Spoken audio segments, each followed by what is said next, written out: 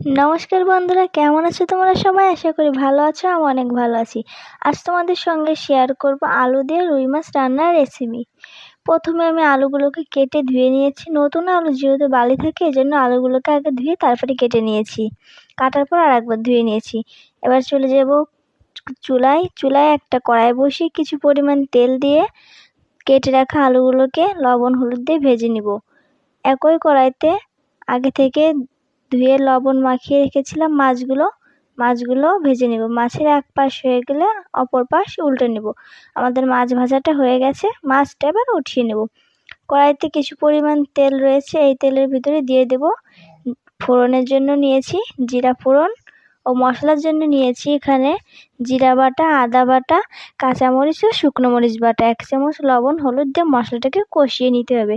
মশলা থেকে যখন তেল ছেড়ে দেবে তখন বুঝতে পারবেন যে মশলাটা কষানো হয়ে গেছে। আমি এখানে কিছু পরিমাণ জল অ্যাড করছি। তারপর আগে থেকে ভেজে রাখা আলু ও রুই মাছ দিয়ে 5-7 মিনিট মাছটাকে কষিয়ে নেব।